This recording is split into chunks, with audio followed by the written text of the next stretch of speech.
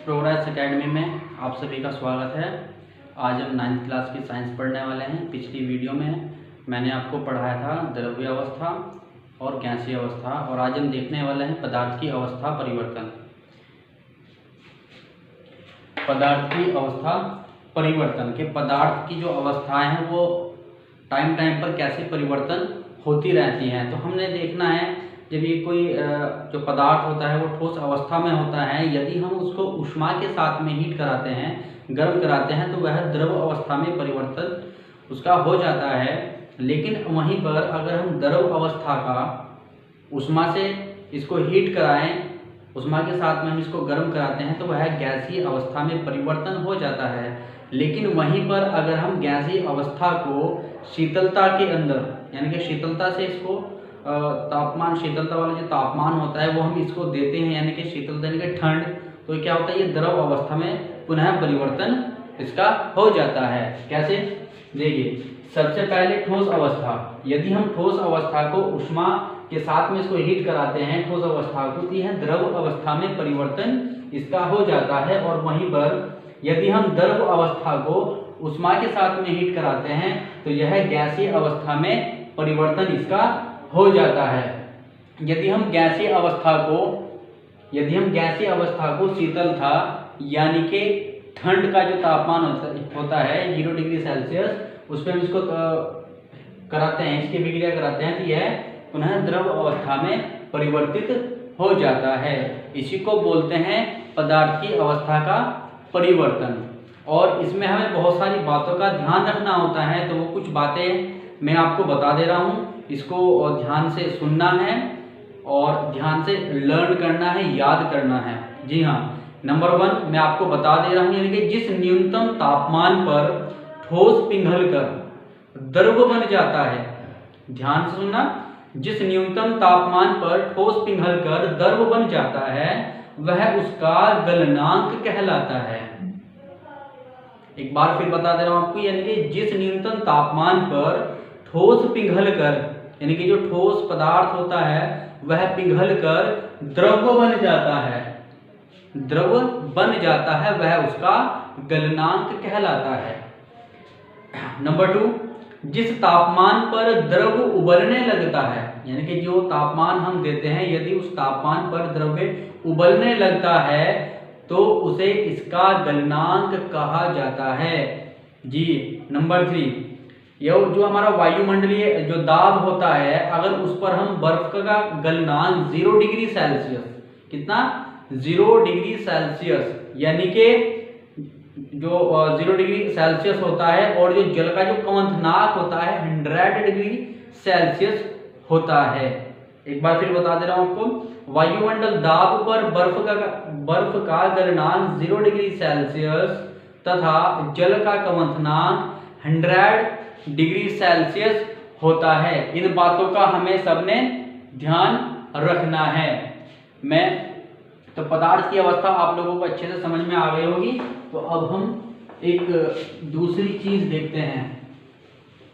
दूसरी चीज यानी कि तापमान का मात्रक।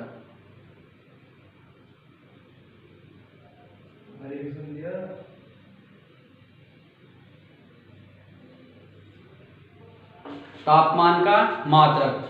नंबर 1, तापमान को मापने के लिए कई प्रकार की मात्रक इस टाइम पे प्रचलित हैं, जैसे 0 degree Celsius, 0 fluorine Celsius, kelvin इत्यादि।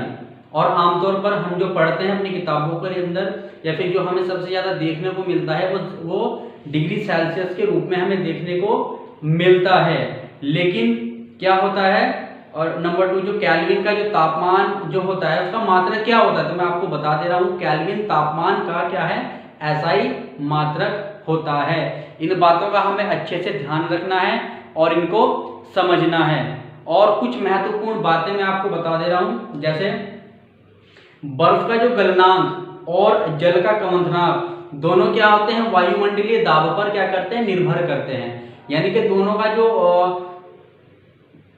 बदलाव समीकरण जो होता है वो जो उनका क्वथनांक और वायुमंडल दाब पर निर्भर करता है।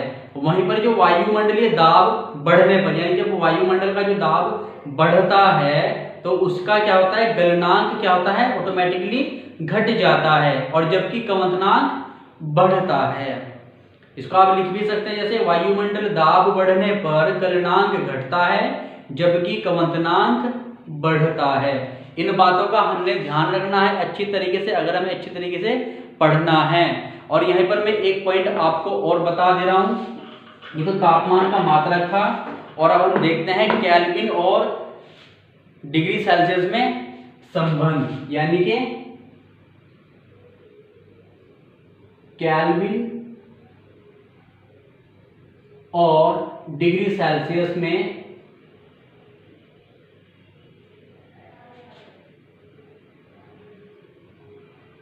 संबंध। जी, केल्विन और डिग्री सेल्सियस में संबंध। और देखिए जो 0 डिग्री सेल्सियस होता है, 0 डिग्री सेल्सियस जो होता है उसको कितना होता है, 273 पॉइंट यानी कि डेसिमल 15 केल्विन। क्या होता है, 15 केल्विन होता है।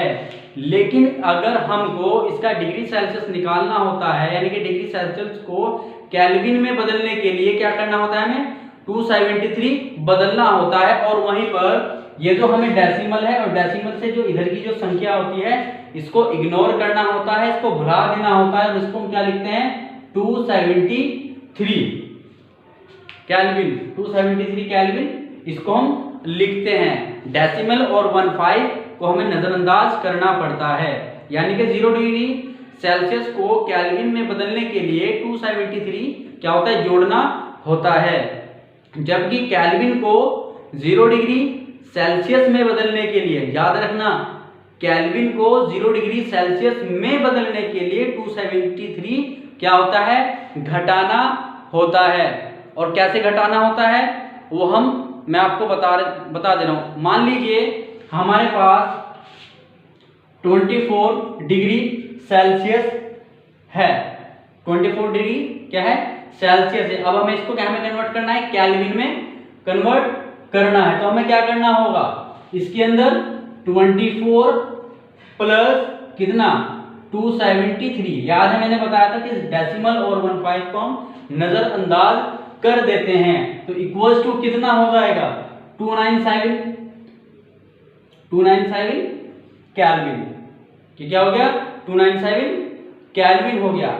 यदि हमें ये क्या हो गया, केल्विन हो गया, तो हमारा इसका आंसर आ गया, यानी कि इसमें हमने 24 प्लस किया है। वहीं यदि हमें केल्विन को डिग्री सेल्सियस में कन्वर्ट करना होता है, एग्जांपल 500 केल्विन, 500 केल्विन, तो हम क्या काम करेंगे, 500 माइनस कितना, 273, इसको क्या कर देंगे, माइनस कर देंगे, तो कितना बचेगा, 227 क्या हो जाएगा, डिग्री सेल्सियस।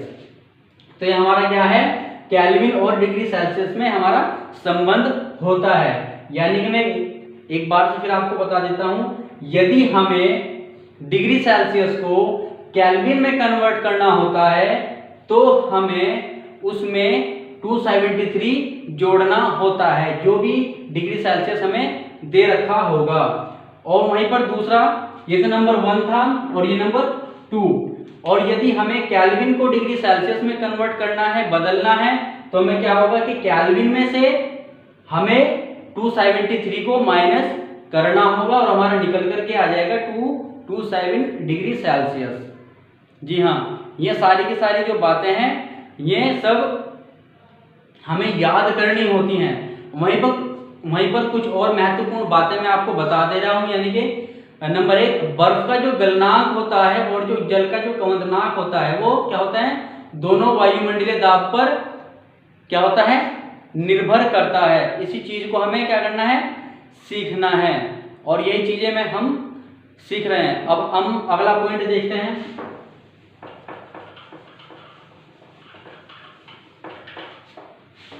उबलना और वाष्पीकरण। उबलना और वाष्पीकरण। अब देखिएगा कि जो उबलना होता है वो अलग होता है, जो वाष्पीकरण होता है वो अलग होता है। कुछ बच्चे इसमें कंफ्यूजन कर जाते हैं, इसमें कंफ्यूजन होने की कोई जरूरत नहीं है। अब हम देखते हैं वो कैसे। तो नंबर 1, जब किसी द्रव का ताप उसके क्वथनांक के बराबर हो जाता है तो क्या होता है, द्रव क्या करता है, खौलने लगता है, उबलने लगता है। इसे ही उबलना कहा जाता है। नंबर 2, क्वथनांक से कम तापमान पर द्रव के वाष्प में क्या होता है, परिवर्तित होने की प्रक्रिया को वाष्पीकरण कहा जाता है। एक बार फिर, क्वथनांक से कम, जो उसका क्वथनांक है उससे कम तापमान पर यदि हम द्रव के वाष्प में परिवर्तित होने की प्रक्रिया को क्या कहते हैं, वाष्पीकरण कहा जाता है। तो ये सारी की सारी चीजें हमें याद रखनी है। और इस चैप्टर में बहुत सारी चीजें हैं, विदाउट इनके हम कुछ इस चैप्टर को नहीं पढ़ सकते। और इन छोटी छोटी बातों को ही हमें याद रखना है। हमारे वायुमंडल में क्या होता है, पदार्थ जो होती है उसकी अवस्थाएं कौन कौन सी होती है, ठोस होती है, द्रव होती है, ठीक है, और गैसीय अवस्था होती है, ठीक है। ये सारी इसकी क्या है, अवस्थाएं होती हैं। तो बहुत सारी चीजें हमें सीखने को मिलती हैं और वो हम सीखते रहते हैं।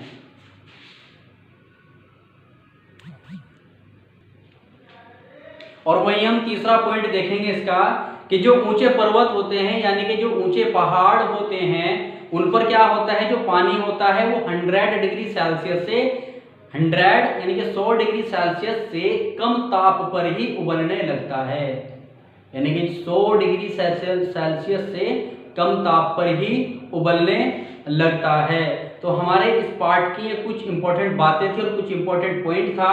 अगली वीडियो में हम फिर मिलते हैं इस चैप्टर के इंपॉर्टेंट क्वेश्चंस एंड आंसर के साथ में। तब तक के लिए बाय।